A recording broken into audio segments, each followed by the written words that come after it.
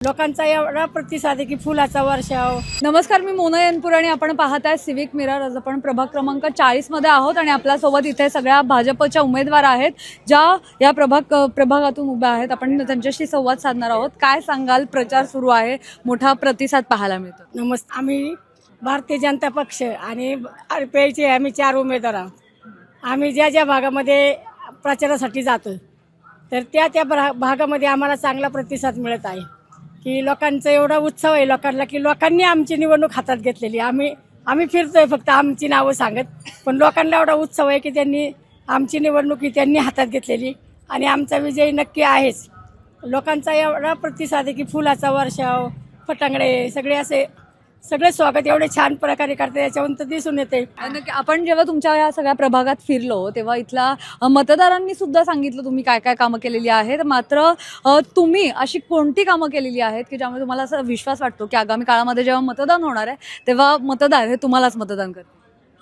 आमचा हा भाग सगळा म्हणजे असा बकाल भाग होता, कारण नवीनच आमच्याकडे ही नवीन महानगरपालिकेत गेलो आम्ही। तेव्हापासून आम्ही 25 वर्ष म्हणजे ह्याच्या राजकारणातच आहे की आम्ही पहिल्यापासून म्हणजे पाण्यापासून ड्रेनेज, स्ट्रीट लाईट ते सगळं करत असताना रस्ते केले आणि स्विमिंग पूल केला, गार्डन केले।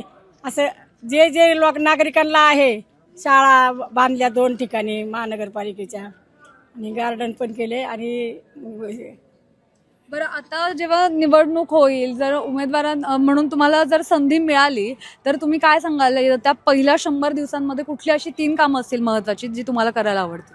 आम्हाला करायला आवडणार तर पाण्याचा प्रश्न एक आहे, तर त्यासाठी पाण्याचा प्रयत्न चालू आहे। तर 3 महिन्यामध्ये आम्ही त्यांना पाणी घरोघरी 4 तास 5 तास पाणी त्यांना। आत्ता फक्त आमच्याकडं सगळ्यांना 1 तास पाणी। तर आम्ही ते मोर्चा काढून प्रत्येक वेळेस आम्हाला संघर्ष करूनच कामं आम्हाला आमच्या भागाला मिळालेली।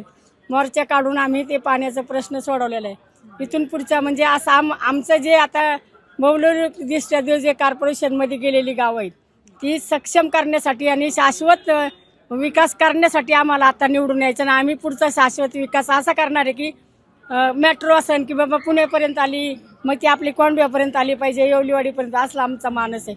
आणि ज्या काय कात्रज कोंडवा रोड आहे, मग सगळे रोड जे रोड आहे ते आपल्याला पूर्ण करायच्यात की आत्ता थोडेफार राहिलेले आहेत कामं त्याची, तर आपण करणार आहे ना। आता इथून पुढे जे काही लोकांच्या ज्या मागण्या आहेत त्या आम्ही 3 जणी मिळून आम्ही त्या पूर्ण करू। आमच्या पाठीमागे आमचे कार्यक्षम आमदार योगेश टिळेकर आहे आणि त्यांच्या डोक्यावर आमचे कार्यक्षम मुख्यमंत्री देवेंद्रजी फडणवीस त्यांचा हात आहे। त्यामुळे ह्या भागाचा विकास करण्यात आम्हाला चौघांना जर तुम्ही सगळ्यांनी निवडून दिले तर आम्ही 4 जणी अण्णा 5वी असे 5 जणांचे बजेट आम्ही त्या कोंडवा बुद्रुकला, साईनगर असेल, गोकुळनगर असेल, शिवशंभूनगर असेल, सगळ्या भागामध्ये आम्ही करणार आहोत।